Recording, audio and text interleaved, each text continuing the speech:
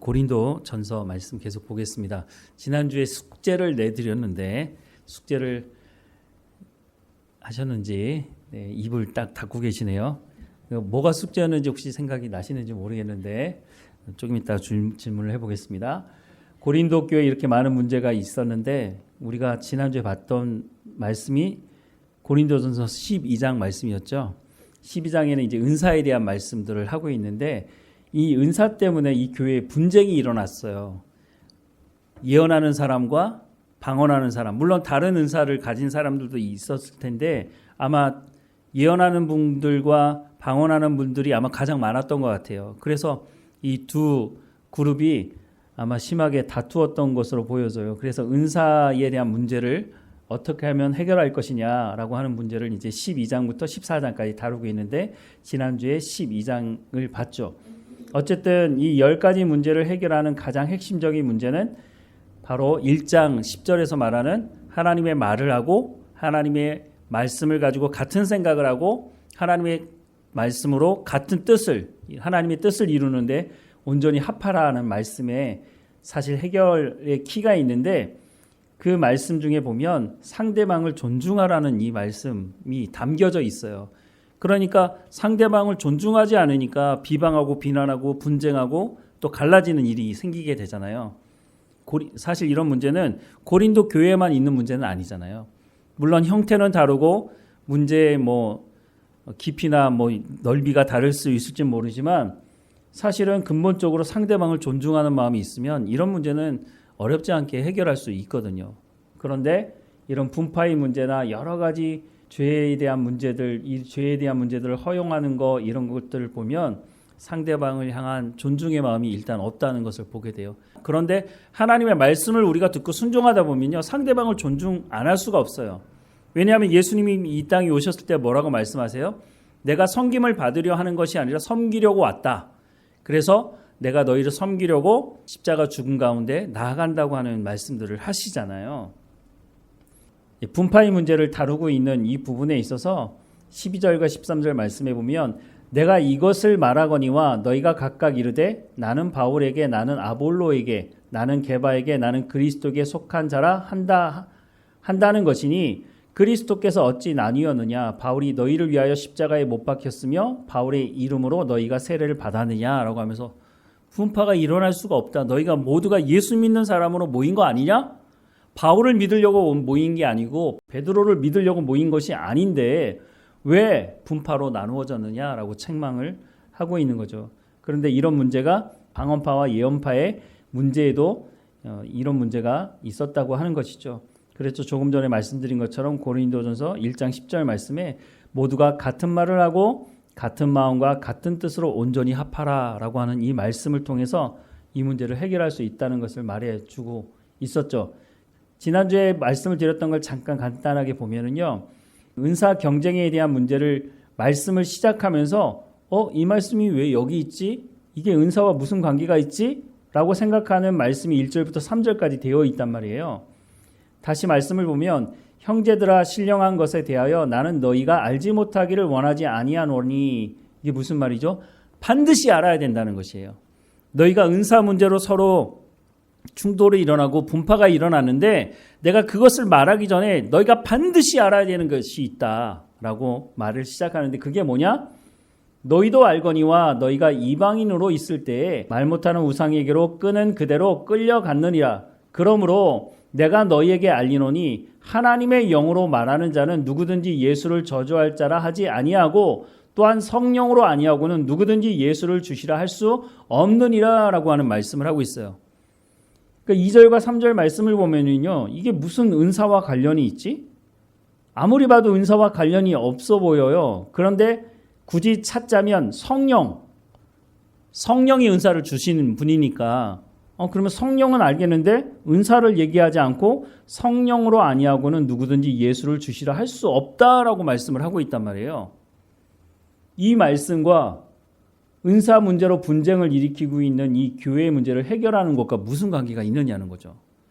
물론 이 다음부터는요, 은사를 쭉 언급을 해요. 은사의 종류도 얘기하고 한 몸에 대해서도 얘기하는데 먼저 시작할 때 뭐라고 얘기했다고요? 1절 말씀해 보면 나는 너희가 알지 못하기를 원하지 아니하노니.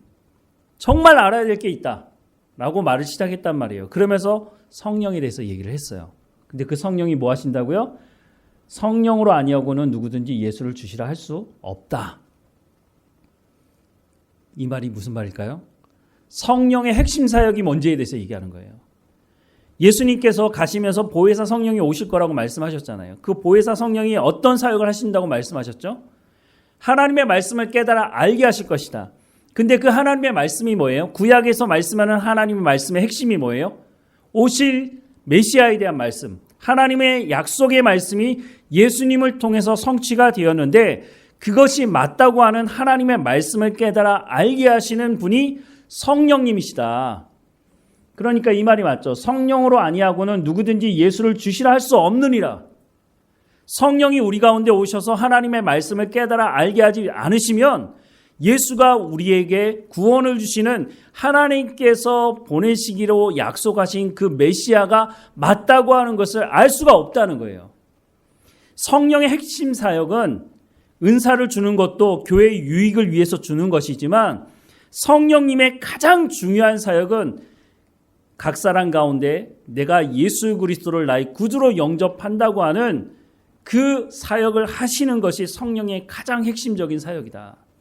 그러니까 무슨 말 하고 싶을까요? 은사 문제 때문에 싸우지 말라는 거예요. 너희가 예수 그리스도를 영접한 사람들이라면 여기 말씀하고 있잖아요. 하나님의 영으로 말하는 자는 누구든지 예수를 저주할 자라 하지 않는다고요. 하나님의 영을 통해 성령을 통해서 예수 그리스도를 영접한 사람들은 서로 다투거나 서로를 비방하거나 그럴 수 없다는 거예요. 왜요? 하나님의 영, 성령으로 말미암아 우리가 구원받았다고 하는 사람들은 하나님의 말씀을 듣고 순종하는 사람들이니까. 그런데 하나님의 말씀은 뭐예요? 앞서 말씀을 드렸지만 예수님 이 땅에 오셔서 어떻게 하셨다고요? 내가 섬기려 왔다고 말씀하시잖아요. 제자들이 늘 서열 싸움할 때 예수님 뭐라고 말해요? 큰 자가 누구냐? 섬기는 자다. 자기를 낮추는 자다. 높은 자리에 올라가는 사람이 아니라 자기를 낮추는 자가 천국에서 큰 자다 라고 하는 말씀을 해주시잖아요. 그러니까 성령으로 아니하고는 누구든지 예수를 주시라 할 수 없느니라고 이 고백을 하는 사람은 하나님의 말씀을 듣고 순종하는 사람이 될 수밖에 없다는 거예요. 반대로 얘기하면 뭐예요? 너희가 은사의 문제로 서로 비방하고 비난하고 분열을 일으키고 있는데 그러면 질문을 해야 된다는 거죠. 뭐예요?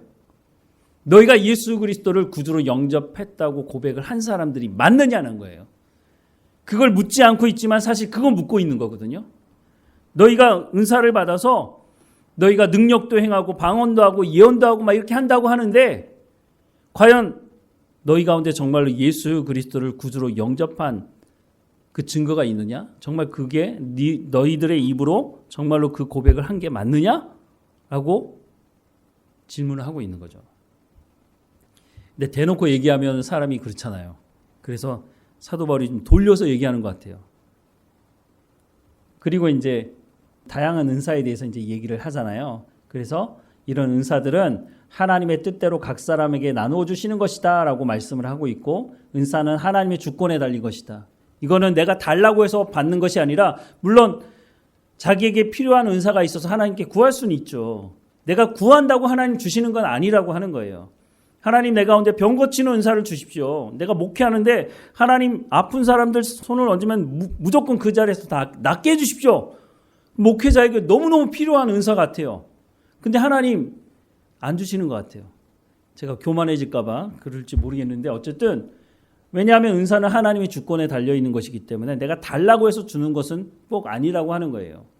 물론 달라고 해서 받는 사람도 있긴 있어요. 그래도 하나님의 주권에 달려있기 때문에 그건 주고 말고는 하나님이 결정하시는 거라는 거예요. 은사를 받은 사람은 하나님의 주권을 인정할 때 은사를 제대로 사용할 수 있고 은사의 다양성도 인정할 수 있어요. 하나님의 주권을 인정하지 않으면 야 내가 받은 은사가 이거 최고의 은사야 라고 교만해질 수 있다고 하는 거죠. 우리나라에도 과거에 병 고치는 은사를 받은 사람이 어떻게 했어요? 그걸로 나중에 장사하고 이단을 만들었잖아요. 그렇게 될 위험성이 있다는 거죠. 그렇게 된다면 차라리 은사가 없는 게 더 낫지 않을까요? 은사를 설명하면서 몸에 대한 비유도 하고 있어요. 이 몸에 대한 비유를 하면서 눈이 귀에게, 귀가 뭐 눈에게, 손이 발에게 뭐 서로 너 나 필요 없어 이런 식으로 얘기한다고 떨어져 나갈 수가 없다는 거예요. 하나님의 주권을 인정하는 것에 대해 말씀을 하고 있는데요.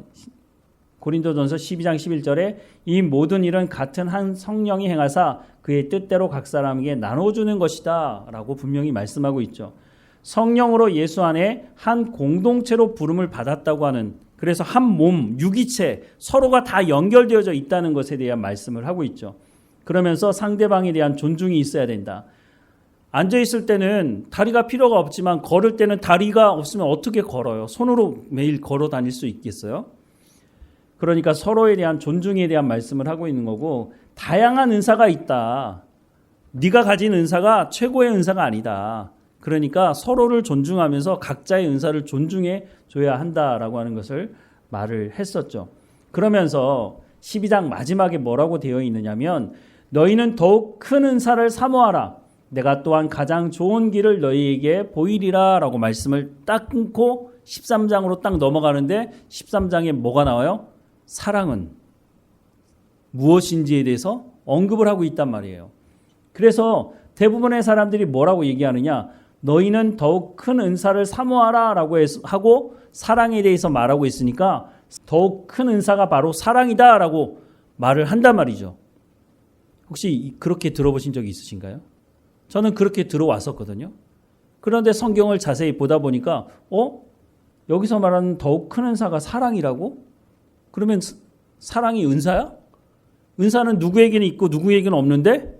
그러면 예수님은 우리 가운데 서로 사랑하라고 말씀하셨는데 그때 은사를 받으라고 말씀이 없거든요. 마지막 날 저녁에 제자들에게 뭐라고 말씀하세요? 내가 너희를 사랑한 것 같이 너희도 서로 사랑하라고 말씀하셨지, 성령이 오시면 너희 가운데 사랑의 은사를 주시면 그때 사랑해라 이렇게 말씀하신 적이 없단 말이에요. 사랑은 은사가 아니라는 거죠. 그런데 여기다가 더 큰 은사를 사모하라 라고 했으니까 13장에 사랑을 말하니까 그럼 더 큰 은사는 사랑이네 이런 식으로 얘기해왔단 말이죠. 근데 그거는 틀렸단 말이죠. 왜 틀렸느냐라는 것은 오늘 좀 말씀을 보도록 하겠습니다. 그리고 가장 좋은 길을 너희에게 보이리라 라고 말씀하고 있는데 그러면 가장 좋은 길은 또 뭐예요? 더 큰 은사를 사랑이라고 얘기한다면 그러면 가장 좋은 길은 또 뭔지 설명해 줘야 될 거 아니에요. 근데 이건 설명 안 한단 말이에요. 또 우리가 이 말씀을 보기 전에 한 가지 기억해야 될 게 뭐냐면요. 은사는요. 교회를 유익하게 하기 위해서 주시는 것이라는 거예요. 12장 7절에 보면 각 사람에게 성령을 나타내심은 유익하게 하려 하심이라 라고 말씀을 하고 있어요. 그런데 이 은사를 잘못 사용하게 되면요. 독이 될 수도 있어요. 지금 고린도 교회가 여러 가지 은사를 받았는데도 불구하고 이 은사 때문에 교회 분쟁이 일어났으니 이게 독이 된 거죠. 잘못 사용을 했기 때문에 그런 거죠. 어떻게 하면 유익하게 하기 위해 은사를 사용할 수 있을까요? 이미 앞부분에 다 얘기하고 있죠. 서로를 존중하고 다양성을 인정하고 하나님께서 우리에게 하나님의 주권으로 은사를 주셨다는 것. 이건 내가 열심히 기도해서 받은 거야. 이런 게 아니라는 거예요. 그 사람에게 필요했기 때문에 물론 구하기도 했겠지만 그 사람에게 정말 필요하니까 하나님께서 그 사람에게 은사를 주신 것이고 은사를 준 이유는 그 사람을 위로하기 위해서 주신 것일 수도 있지만 그 은사를 통해서 교회를 유익하게 해야 한다는 거예요.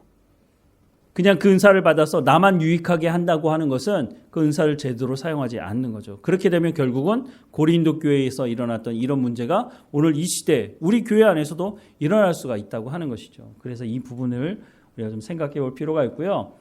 자, 그러면 본격적으로 말씀을 보면 31절부터 다시 볼게요. 너희는 더욱 큰 은사를 사모하라.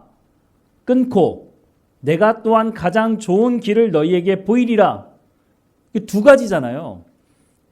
더욱 큰 은사를 사모하라는 것과 내가 또한 가장 좋은 길을 너희에게 보이는 것과 따로따로란 말이에요. 근데 더욱 큰 은사가 사랑이라고 연결하니까 그러면 가장 좋은 길은 설명을 안 하고 그냥 넘어가는 거죠. 이게 같은 게 아니잖아요. 더욱 큰 은사를 사모하라는 것과 내가 또한 가장 좋은 길을 너희에게 보이리라고 하는 것은 각각 다른 것이거든요. 그리고 이제 13장에 넘어가면 이 말씀이 나와요. 내가 사람의 방언과 천사의 말을 할지라도 사랑이 없으면 소리나는 구리와 울리는 꽹과리가 되고 내가 예언하는 능력이 있어 모든 비밀과 모든 지식을 알고 또 산을 옮길 만한 모든 믿음이 있을지라도 사랑이 없으면 내가 아무것도 아니요 내가 내게 있는 모든 것으로 구제하고 또 내 몸을 불사르게 내어줄지라도 사랑이 없으면 내게 아무 유익이 없느니라. 사랑은 오래 참고 사랑은 온유하며 시기하지 아니하며 사랑은 자랑하지 아니하며 교만하지 아니하며 무례히 행하지 아니하며 자기의 유익을 구하지 아니하며 성내지 아니하며 악한 것을 생각하지 아니하며 불의를 기뻐하지 아니하며 진리와 함께 기뻐하고 모든 것을 참으며 모든 것을 믿으며 모든 것을 바라며 모든 것을 견디느니라. 사랑은 언제까지나 떨어지지 아니하되 예언도 패하고 방언도 그치고 지식도 패하리라. 우리는 부분적으로 알고 부분적으로 예언하니 온전한 것이 올 때에는 부분적으로 하던 것이 패하리라. 내가 어렸을 때에는 말하는 것이 어린아이와 같고 깨닫는 것이 어린아이와 같고 생각하는 것이 어린아이와 같다가 장성한 사람이 되어서는 어린아이의 일을 버렸노라.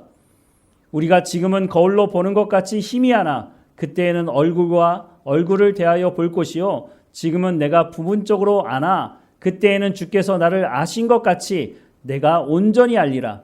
그런즉 믿음, 소망, 사랑 이 세 가지는 항상 있을 것인데 그 중에 제일은 사랑이라 라고 말씀을 하고 있어요.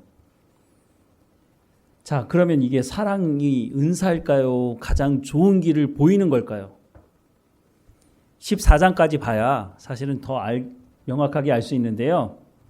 다시 말씀을 보면 분명히 두 가지를 이야기하고 있단 말이에요. 첫 번째는 더욱 큰 은사를 사모해라. 앞에서 은사들을 쭉 언급을 했거든요. 그런데 지금 가장 문제가 되는 두 은사를 가진 사람들이 있죠. 예언과 방언. 이 두 사람들이 싸우는 거예요. 이 두 파가 지금 싸우고 있는 거죠. 그런데 물론 이제 다른 은사를 가진 사람들도 있지만 이 두 은사를 가진 사람들이 가장 극렬하게 싸우기 때문에 지금 이 사람들을 향해서 이야기를 하고 있는 건데 이 두 사람들에게 뭐라고 얘기를 하느냐? 더욱 큰 은사를 사모해라 라고 말씀을 하고 있어요. 근데 14장까지 말씀을 보신 분은 아시겠지만 더욱 큰 은사가 무엇인지 14장에 가서 얘기를 해요. 그러니까 어쨌든 13장은 더욱 큰 은사에 대한 문제를 이야기하고 있지 않다는 거예요. 은사 문제가 12, 13, 14장까지 연결되어져 있거든요. 그래서 더욱 큰 은사는 다음 주에 보도록 하고요. 그러면 내가 또한 가장 좋은 길을 너희에게 보이리라 라고 하는 이 말씀이 바로 13장과 연결이 된다는 거예요. 그러니까 이 은사 문제로 분열이 일어나는데 이 분열의 문제를 해결하는 길이 있는데 그 가장 좋은 길이 뭐냐? 바로 사랑에 대한 말씀을 하고 있다는 거예요. 그런데 바로 사랑에 대한 말씀을 하기보다는 1절의 말씀에 보니까 내가 사람의 방언과 누구한테 얘기하는 거예요? 방언파 사람들에게.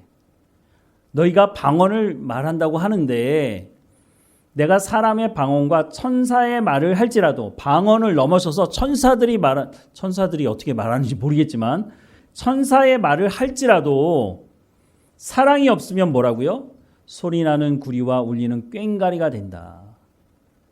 너희가 모여서 열심히 방언기도 한다고 하는데 그 방언에 사랑이 없으면 뭐라고요? 그냥 시끄러운 소리밖에 되지 않는다. 그리고 두 번째 얘기를 해요.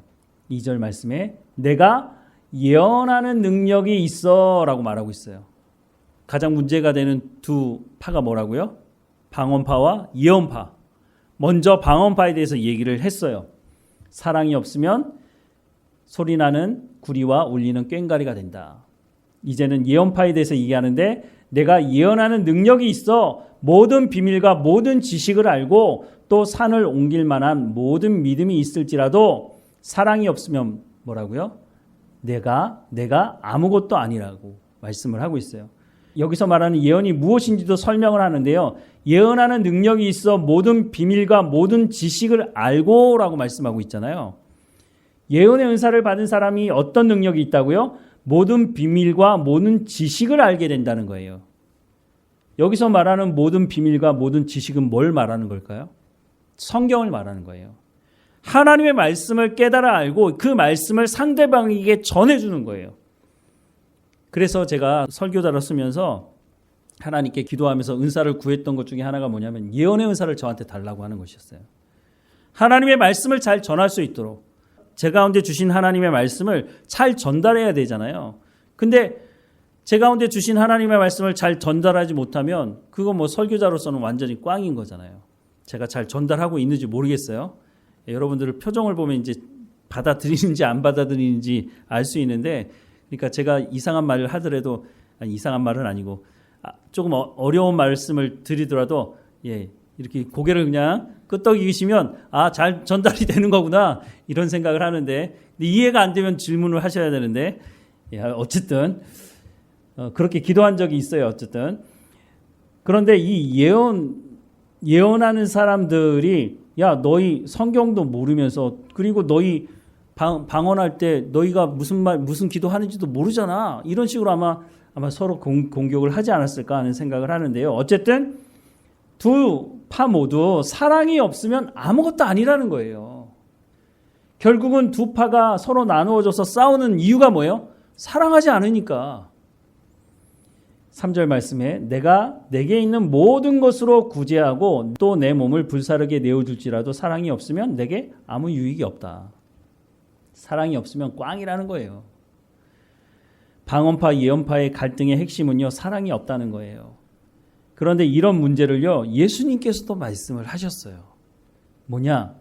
마태복음 7장에 보면은요, 은사를 사용했으나 불법을 행하는 자라는 말을 듣는 사람들이 있었다는 거예요. 7장 22절과 23절 말씀에 보면요, 그날에 많은 사람이 나더러 이르되 주여 주여 우리가 주의 이름으로 선지자 노릇하며 주의 이름으로 귀신을 쫓아내며 주의 이름으로 많은 권능을 행하지 아니하였나이까 하리니 그때 내가 그들에게 밝히 말하되 내가 너희를 도무지 알지 못하니 불법을 행하는 자들아 내게서 떠나가라 하리라 라고 말씀을 하고 있어요.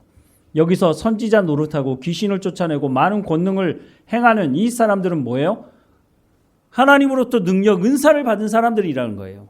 분명히 은사를 받기는 받았는데 그 은사를 가지고 교회를 덕스럽게 만드는 것이 아니고 상대방을 유익하게 하는 것이 아니라 자기를 교만하게 만들고 자기가 이 모든 것을 행할 수 있는 무슨 능력이 있는 것처럼 교만해졌다는 거예요.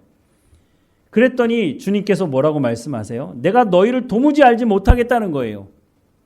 은사를 받았는데 왜 주님이 우리를 모른다고 말씀하시지? 이유가 뭐예요? 불법을 행했기 때문이라는 거예요. 불법을 행했다는 게 뭐예요? 하나님의 말씀을 따라 순종하지 않았다는 거죠. 법대로 하지 않았다는 거죠. 성경이 말하는 법이 뭐예요? 하나님의 말씀이죠. 하나님의 말씀의 핵심이 뭐예요? 사랑이죠. 그러니까 이런 은사를 가지고 선지자 노릇하고 귀신을 쫓아내고 많은 권능을 행하기는 했지만 이게 사실이라는 거예요. 은사를 가지고 내가 방언 기도를 하고 예언하는 능력이 있어서 예언을 하고 했지만 사랑이 없기 때문에 열매가 없어요. 결국은 서로를 비난하고 파를 만들어서 교회를 분열시키고 있단 말이죠. 사랑이 하나님의 핵심 말씀인데 그것을 행하지 않고 교만하게 되니까 어떻게 됐다고요? 불법을 행하는 자들아 내게서 떠나가라 라는 말을 듣게 된다는 거예요. 그러니까 사도 바울이 고린도 교회를 향해서 하는 말이 뭐예요? 그러지 않도록 너희가 서로 사랑해야 한다는 거예요. 그러면서 4절 말씀부터 이런 말씀을 하죠. 사랑은 오래 참고 사랑은 온유하며 시기하지 아니하며 사랑은 자랑하지 아니하며 교만하지 아니하며 무례히 행하지 아니하며 자기의 유익을 구하지 아니하며 성내지 아니하며 악한 것을 생각하지 아니하며 불의를 기뻐하지 아니하며 진리와 함께 기뻐하고 모든 것을 참으며 모든 것을 믿으며 모든 것을 바라며 모든 것을 견디느니라 라고 말씀을 하고 있어요. 그런데 이 말씀이 지금 무엇을 말을 할 때 지금 나온 말씀이에요? 은사의 문제 때문에 이 은사의 문제를 해결하기 위해서 사랑해야 된다라고 말씀을 하면서 나온 말씀이라고 하는 것을 사람들이 생각하지 않는다는 거죠. 고린도전서 13장은 사랑장이야. 사랑의 본질적인 것이 무엇인지를 말해주고 있다고 해서 별칭까지 붙여놨어요. 사랑장이라고. 그런데 이 말씀이 어떤 말씀 중에 나왔다고 하는 것을 말하는 사람은 없는 것 같아요. 그래서 성경을 볼 때 전후 문맥을 보면서 말씀을 봐야 왜 이 말씀을 하고 있는지, 이 말씀을 왜 말씀하고 있는지를 제대로 알 수 있거든요. 물론 고린도전서 13장에 사랑에 대해서 말씀하고 있어요. 그런데 이 말씀이 은사 문제를 해결하기 위해서 사랑에 대해서 언급을 하고 있다는 것을 우리가 기억하고 있다면 이것이 성경에서 말하는 사랑의 본질을 말하는 것이라고 말하기에는 어렵다는 것이에요. 이해가 되시나요? 사랑이 뭐예요? 이렇게 물어보면 좀 안다고 하는 사람들은 고린도전서 13장을 읽어봐. 거기 사랑에 대해서 나와. 물론 그 말이 틀린 말은 아니지만 정말로 사랑의 본질적인 부분에 대해서는 성경 전체가 말을 하고 있고요. 그 전체를 요약한 말씀은 아니라는 것이에요. 물론 이 말씀 하나하나마다 틀린 거 하나도 없어요. 사랑이 뭐냐? 이런 말씀이다라고 말해 줄 수는 있지만 지금 이 사랑을 언급하고 있는 것은 고린도 교회의 은사 문제를 해결하기 위해서 사도 바울이 말하고 있다고 하는 것을 우리가 생각을 해야 한다는 거예요. 그래서 사랑에 대한 객관적인 정의를 설명하는 것은 아니라고 하는 것이에요.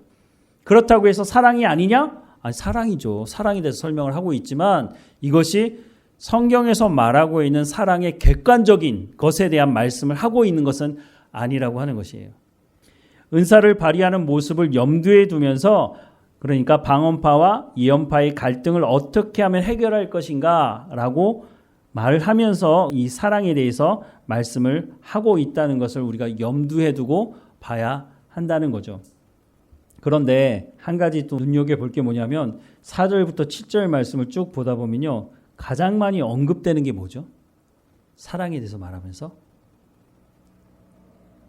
여기 보면 사랑은 오래 참고 끝에 가서 모든 것을 참으며 모든 것을 믿으며 모든 것을 바라며 모든 것을 견디느니라 라고 말씀을 하고 있어요. 상대방을 존중한다고 하는 것, 우리가 상대방을 존중하면서 사랑한다고 하는 것, 거기에는요, 너 나한테 맞춰 이렇게 하면 사랑이 되지 않죠. 서로를 존중한다고 하는 것은요, 내 살을 깎아내야 되는 부분도 있어야 된다는 거예요. 그래야 한 몸을 이룰 수가 있다는 거예요. 서로를 인정해주고 서로를. 꼭 부부 사이와 같은 것 같아요. 부부가 한 30년 뭐 이렇게 떨어져 살다가 결혼을 해서 한 가정을 이루면요. 처음에는 뭐 사랑한다 뭐 한다고 해가지고 뭐 다 넘어가지만 어때요? 한 달, 두 달, 1년 지나면 어떻게 되죠? 자기가 원래 살아왔던 패턴이 막 나와요. 옛날에 그 얘기 말씀드렸잖아요. 저희 집에서 치약 짜는 것 때문에 제가 폭발했다고. 저는 치약을 어떻게 쓰냐면 밑에서부터 짜고 저희 집사람은 치약을 중간에 푹 짜고 그러니까 평소에는 그게 문제가 되지 않죠. 근데 이제 여러 가지가 쌓이다 보면 그게 이제 폭발하는 어떻게 보면 도화선이 되는데 근데 애들도 다 어떻게 하느냐. 엄마 따라서 다 가운데 푹푹 짠단 말이에요. 어느 날 이제 쌓여가지고 딱 이제 칫솔질 하려고 딱 들어갔는데 치약이 이 엉망인 거죠. 아, 치약을 밑에서부터 짜란 말이야. 폭발하는 거 아니에요?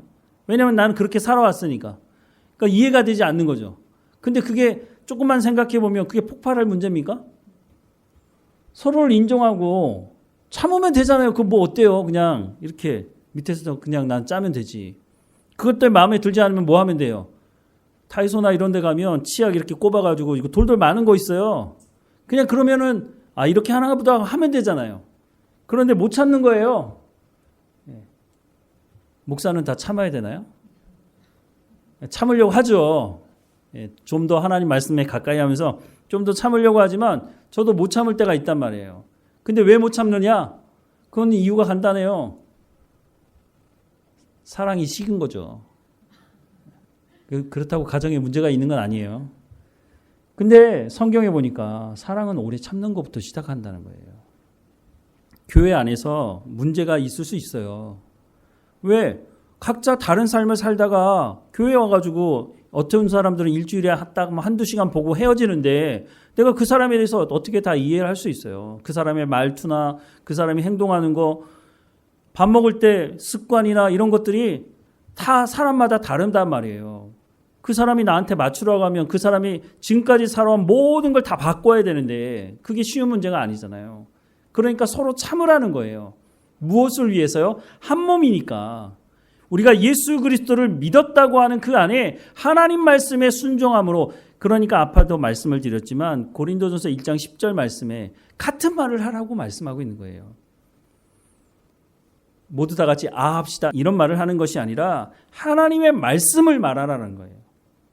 하나님의 말씀으로 같은 생각을 하고 하나님의 말씀으로 같은 뜻을 이루어서 온전히 합하라고 말하는 거예요. 참으면 언젠가는 이해가 되겠죠. 그래서 방언파와 예언파에게 사랑은 오래 참는 거야. 끝에도 모든 것을 참는 거야. 모든 것을 견뎌야 돼. 하나님께서 우리에게 그렇게 하셨잖아. 그 얘기를 하고 있는 거잖아요. 하나님이 예수님을 대가집을 하실 때, 아니 어떤 신이 자기가 창조한 그 사람이 범죄에서 타락했는데 그 죄의 문제를 해결하기 위해서 그 신이 내려와서 인간의 손에 의해서 죽임당하는 신을 우리가 어떻게 믿을 수 있어요? 우리 주변에 많은 신들을 믿는 사람들이 있는데 그 사람들이 섬기는 신들은 어떤 신들이에요? 전능하고 힘이 있고, 어떤 신이 인간의 손에 의해서 죽임당한 신을 믿을 수 있다고 말할 수 있겠어요? 어떤 사람이 그런 얘기를 하겠어요? 근데 우리의 죄 문제를 해결하기 위해서 하나님께서 오실 수밖에 없었음을 구약 성경이 쭉 말씀해 주고 있잖아요. 하나님이 우리를 참으셨다고 하는 그 참음, 우리가 그래서 하나님을 사랑한다고 말하고 하나님을 더 깊이 사랑하면 사랑할수록 이 고린도전서 13장의 말씀이 이해가 안 될 수가 없는 거예요. 그래서 이제 막 신앙생활하는 사람도 교회 안에 있어야 되지만 오랫동안 신앙생활하면서 하나님의 그 사랑을 경험하고 체험하고 깊이 하는 오랫동안 신앙생활하는 사람들이 교회에 함께 있어야 돼요. 그래야 서로 균형을 맞춰가면서 서로 성장해 갈 수 있게 되는 거죠. 8절 말씀해 보면요. 사랑은 언제까지나 떨어지지 아니하되 예언도 패하고 방언도 그치고 지식도 패하리라. 왜 예언, 방언, 지식을 다시 말하고 있을까요? 이 예언파, 방언파가 가장 큰 문제였거든요. 그리고 이 고린도 교회에 지식을 자랑하는 사람이 엄청 많았어요. 고린도 사회에 있었던 철학적인 이런 부분들을 가지고 이거 아무것도 소용없는 거 아니냐. 우리는 부분적으로 알고 부분적으로 예언하니 온전한 것이 올 때에는 부분적으로 하던 것이 폐하리라. 이게 무슨 말이냐면요. 야, 너희 방언 은사 받았다고 해서 그게 최고로 좋은 은사라고 생각하고 팔을 만들어가지고 사람들을 그렇게 어렵게 만드는데, 야, 은사 많아. 그거 말고도 예언파도 마찬가지죠. 지식을 자랑하는 사람들도 마찬가지인 거예요. 자기가 요만큼 안다고 그게 전부 다 아는 것처럼 그렇게 교만하게 생각하지 말라는 거예요. 너희가 지금 아는 거 요만큼 아는 거야. 하나님은 그보다 훨씬 더 크신 분이야. 그러니까 다 안다고 교만 떨지 말라는 거예요.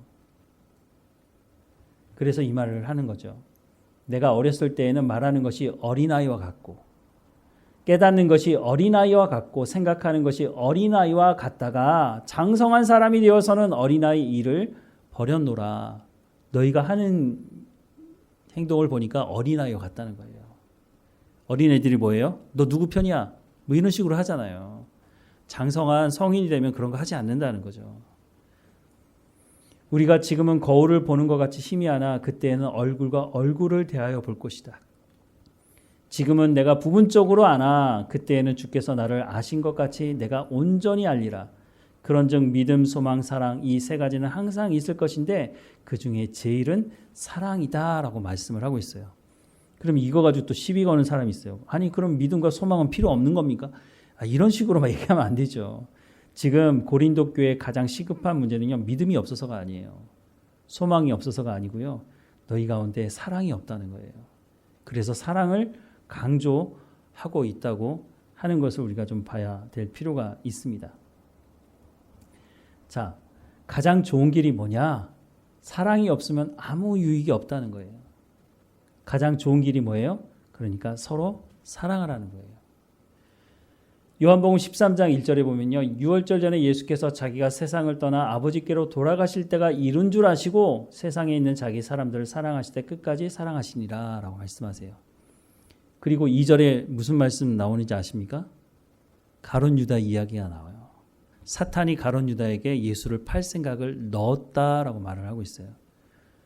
사탄이 가룟 유다의 생각에 예수를 팔 생각을 넣을 수 있었던 이유가 뭘까요? 가룟 유다 안에 예수님을 팔아야겠다는 생각을 이미 하고 있었다는 거죠. 요한복음 12장에 어떤 내용이 나오느냐면요.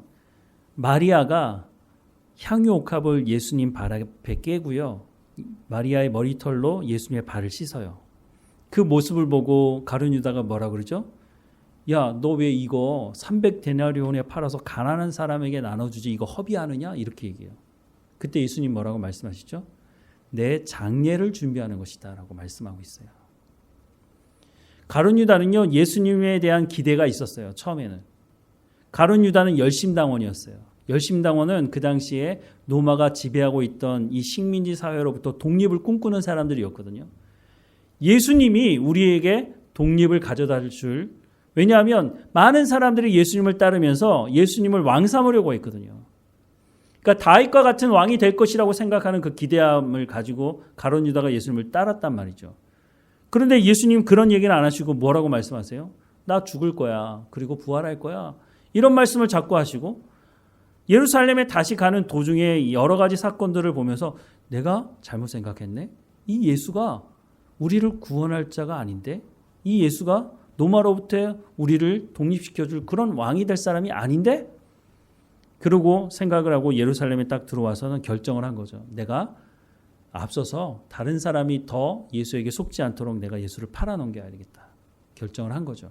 그래서 결국은 예수님을 팔아넘기고 나중에 예수님을 팔아넘겼다고 하는 것이 잘못됐다고 하는 것을 사실은 가룟 유다는 깨달았잖아요. 그런데 그 깨닫고 회개한 게 아니라 잘못된 결정을 하고 말았죠. 그 가룟 유다의 발을 씻기는 장면이요. 예수님께서 사람들을 끝까지 사랑하셨다고 하는 그 밑에 나와요. 가룟 유다가 예수님을 팔 것을 예수님이 아셨는데 그 발을 씻길 때 구역질 나지 않았을까요? 아니면 가룟 유다 발만 안 씻을 수도 있잖아요. 야, 너는 오늘 기분이 좀 안 좋아서 네 발은 내가 씻을 수가 없다. 그렇게 얘기할 수도 있는 거 아니에요? 근데 예수님 그러지 않으셨단 말이죠. 가룟 유다에게도 베드로에게도 똑같이 예수님 사랑하셨다는 거죠. 그날 저녁에 모든 제자들이 예수님 버리고 다 도망갈 것을 아셨지만 예수님께서 끝까지 인내하시고 참으시고 그들에게 다시 기회를 주셨잖아요. 그러면서 뭐라고 말씀하셨어요? 새 계명을 너희에게 주느니 서로 사랑하라. 내가 너희를 사랑한 것 같이, 어떻게 해요? 생명을 주며 사랑한 것 같이 너희도 서로 사랑하라. 너희가 서로 사랑하면 이로써 모든 사람이 너희가 내 제자인 줄 알리라 라고 말씀하고 있어요. 근데 저는 이 말씀을 전하면서도 또 제가 이 말씀을 들으면서도 늘 부담이 돼요. 왜 부담이 되냐면요. 내가 그렇게 살지 못하니까. 스스로 이 말씀을 보면서 이 말씀대로 살아가야 된다는 것을 알아요. 이 말씀대로 살아가게 되면 많은 손해를 감수해야 되는 부분도 있어요. 왜냐? 내가 다른 사람을 사랑하고 존중하고 내가 낮아지다 보면은요, 그걸 이해하지 못하고 받아들이지 못하는 사람은요, 그걸 이용하는 사람도 있고요. 그것을 가지고 나를 협박하는 사람도 있고요. 그것을 가지고 악용하는 사람도 있단 말이죠. 교회 안에서 한 공동체로 이루어서 내가 이 말씀대로 순종하려고 사람들을 섬기려고 할 때요. 어떤 사람들은요, 감사하게 받아들이는 사람도 있고 어떤 사람은요, 그걸 무시하는 사람들이 있어요. 그러면 정말 기분이 나쁘죠. 내가 이 사람에게 이런 대우를 받을 필요가 없는데 내가 왜 이런 대우를 받아? 이런 생각이 들 때가 있죠. 그런데 그럴 때마다 우리가 기억해야 되는 게 뭐냐면 예수님이 어떻게 사셨는가 하는 거예요. 예수님이 모든 제자에게 배신당하고 그 제자 중에 한 사람은 예수님을 팔아넘기고 그런데 결국은 어떻게 됐습니까? 한 명의 제자는 어쨌든 다른 결정을 하게 됐지만 나머지 제자들은 다 주께로 돌아와서 이 사람들이 전 세계에 복음을 전하는 그리고 이 모든 제자들이 마지막 순간에 주님을 부인하지 않고 그 죽음 앞에서 죽음을 받아들이고 그걸로 끝났습니까? 그런 순교의 역사를 통해서 전 세계에 복음이 전해지고 교회가 세워지고 오늘 우리도 그 열매로 우리가 예수 그리스도를 믿게 됐고 하나님 말씀을 듣고 지금 신앙생활을 하고 있다고 하는 거죠. 예수님 언제 오실지 몰라요. 앞으로 10년 뒤에 100년 뒤에 아니 200년 뒤에 300년 뒤에 오실지 몰라요. 그런데 우리는 어떻게 보면요. 내 시대로 모든 것이 다 끝날 거라고 생각하는 것처럼 삶을 살아가는 경향이 있어요. 내 다음 세대를 별로 생각하지 않는 거예요. 말로는 우리 다음 세대에 대해서 얘기하죠. 내 시대에 내가 하나님의 말씀대로 순종하면서 살아가는 게 무슨 효과가 있겠어? 내가 이렇게 하나님 말씀을 듣고 순종하는 게 무슨 효과가 있겠어? 내 자녀들도 잘 믿지 않는데? 아니요. 내가 그렇게 살아가는 삶을 통해서요. 가장 먼저는 내 자녀들이 그걸 보죠. 그리고 내 자녀들이 가정을 이루고 나서 내 손자들이 그걸 본단 말이에요. 많으면 요즘에는 뭐 100세까지 살고 막 그러시니까 많으면 4대까지도 볼 수도 있겠죠. 내가 어떤 삶을 살아가는지를 그것이 말로가 아니라 삶으로 살아가는 것을 보여준다면 그것만큼 큰 유산이 어디 있겠습니까? 예수님께서 보여주신 이 삶 때문에 사람들이 헌신하게 됐고 그 사람들이 살아간 삶을 보고 또 다른 사람들이 헌신하게 됐고 그래서 오늘 우리에게 복음이 전해지게 된 거죠. 고린도 교회에 문제가 있지만 사도 바울은 그 교회를 향해서 너희는 교회도 아니다 이런 말을 하고 있지 않아요. 그 교회의 문제를 해결할 길을 보여주고 있어요. 문제는 고린도 교회가 이제 이 말씀을 들어야 되죠. 그런데 듣지 않으면 공중분해가 될 수도 있다고 하는 거죠. 근데 참 다행인 것은 고린도 교회가 처음에는 사도 바울도 인정하지 않고 이런 문제를 가지고 있었던 교회이긴 하지만 결국은 사도 바울이 전했던 이 서신서들 말씀을 통해서 고린도 교회 안에 회개하는 일이 일어났고요. 그래서 이 문제가 해결되어지고 안정적인 교회로 또 성장해 가는 것을 또 역사는 말해주고 있습니다. 오늘 우리가 교회를 이루고 있는 이 교회 안에서도요. 우리가 고린도 교회가 밟았던 전철을 또 다시 밟을 필요가 뭐가 있어요? 그래서 우리가 성경을 보는 이유도 거기 있는 거예요.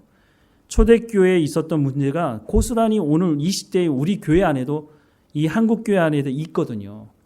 그러면 우리가 그 문제를 고스란히 안고 갈 필요가 없다는 거죠.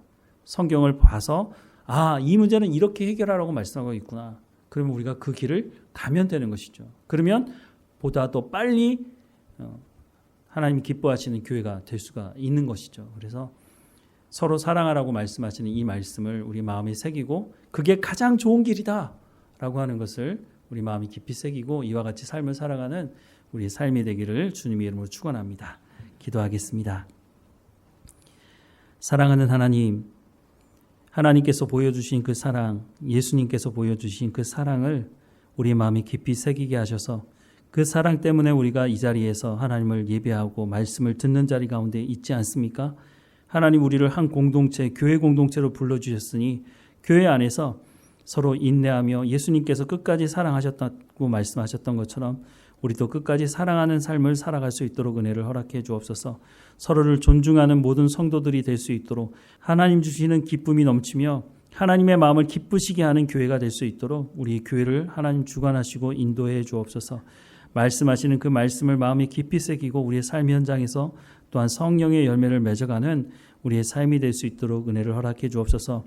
하나님 구하는 것은 각 사람에게 필요한 은사를 주신다고 말씀하시니 하나님 모든 성도들에게 필요한 은사를 공급해 주시고 또한 그 주신 은사를 가지고 사랑을 가지고 또한 하나님의 말씀을 가지고 교회의 덕을 세우는 일에 힘쓰며 헌신할 수 있도록 모든 성도들 한 사람 한 사람마다 지켜주옵소서. 몸이 연약한 성도들 한 사람 한 사람마다 지켜주시고 강건하여 지도록 하나님 인도해 주옵소서. 늘 우리와 함께 하시는 하나님께 감사하고 예수님의 이름으로 기도드립니다. 아멘.